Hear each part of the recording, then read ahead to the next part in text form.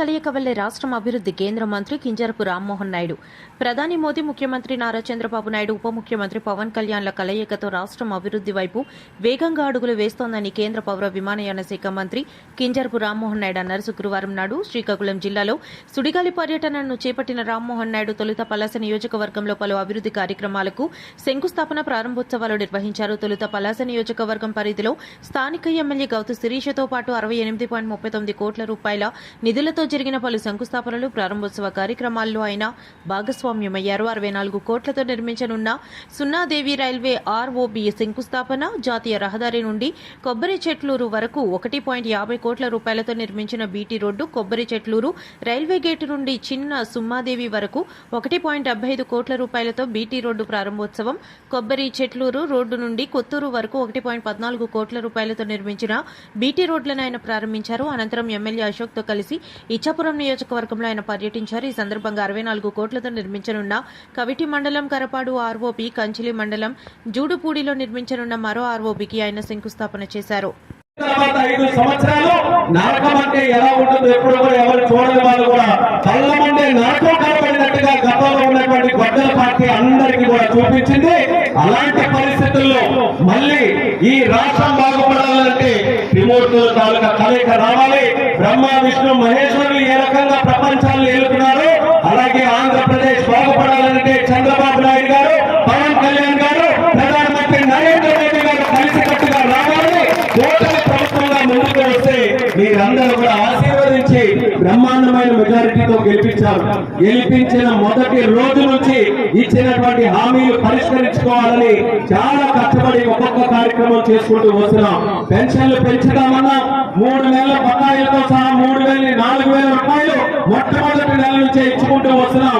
ఈ రోజు 1వ తేదీ అని అంటే ఇంకెవరైనా జీతాలు ఇవ్వడం మర్చిపోతారేమో కానీ మీ అన్న, మీ పెద్ద కొడుకు, మనందరి అభిమాన నాయకుడు ముఖ్యమంత్రి చంద్రబాబు నాయుడు గారు మాత్రం ఒక్క నిమిషం, ఒక్క రోజు అవసరం లేకుండా ప్రతి ఇంటికి కూడా 4,000 రూపాయలు, అలాగే వికలాంగులు అయితే 6,000 రూపాయలు పెన్షన్లు పెంచమని మీ అందరికీ ఇస్తున్నటువంటి నాయకుడు చంద్రబాబు నాయుడు గారు. అది మన కూటమి ప్రభుత్వాన్ని మళ్ళీ కూడా తెలియజేసుకుంటున్నాను.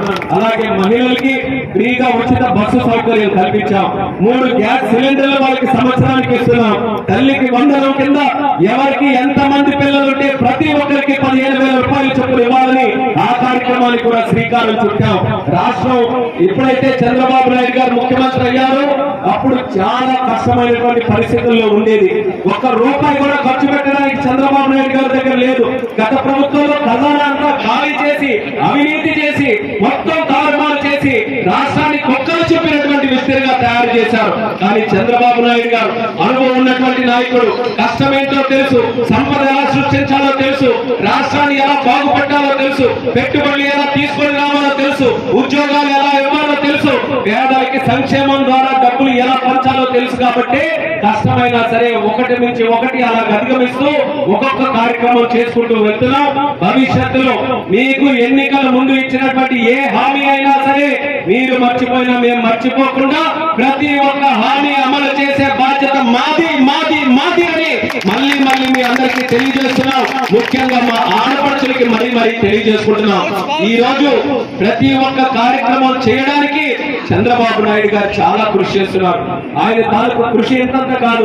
75 సంవత్సరాలు మొన్ననే చెప్పారు. అందరూ కూడా నేను 75 సంవత్సరాలు అయిపోయానని చెప్పి బర్త్డే సెలబ్రేట్ చేసుకున్నారు. కానీ నాకు మాత్రం నేను 75 సంవత్సరాలు వ్యక్తిగా అనిపించట్లేదు.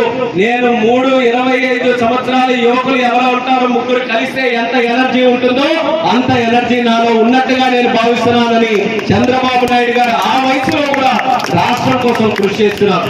మన పిల్లలకు ఉద్యోగాలు రావాలని, దేశాలు విదేశాలు తిరిగి కంపెనీలు మన దగ్గరికి తేవాలని ఎంతో కృషి చేస్తూ పెట్టుబడులు ప్రోత్సహిస్తున్నారు.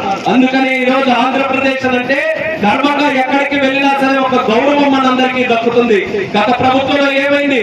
కనీసం ఆంధ్రప్రదేశ్ రాష్ట్రానికి రాజధాని ఎక్కడంటే సమాధానం చెప్పుకోలేనటువంటి పరిస్థితుల్లో మళ్ళీ మన కూటమి ప్రభుత్వం వస్తే ప్రధానమంత్రి గారి తాలూకా ఆశీస్సులతో అమరావతి మీద ఏ ఒక్కరు కూడా మళ్ళీ వేలు పెట్టనివ్వకుండా సాక్షాత్తు పార్లమెంటులోనే అమరావతి మన రాజధానిని మనకందరికీ కూడా ఆ ఫెసిలిటీ కల్పించినటువంటిది ప్రధానమంత్రి గారు తెలియజేస్తున్నాం.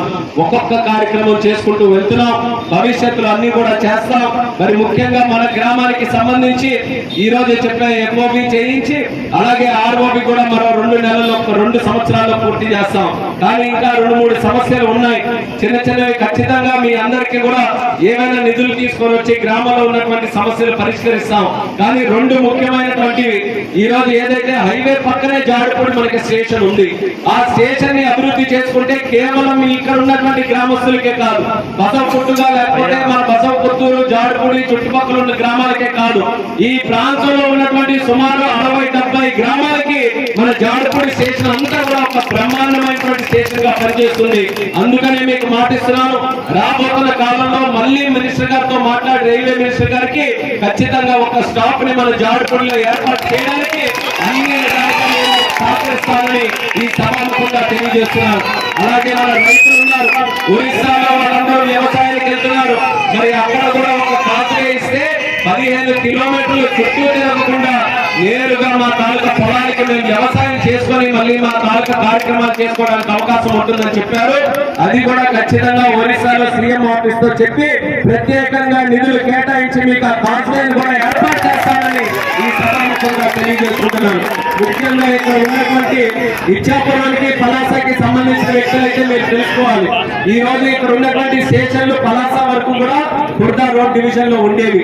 కానీ ఎప్పటి నుంచో నేను ఒక పోరాటం చేశాను. మా 7 స్టేషన్లు కూడా ఇటు సైడ్ ఉన్నటువంటి ఈ సౌత్ కోస్ట్ జైల్లో జోన్ లో చేయాలి.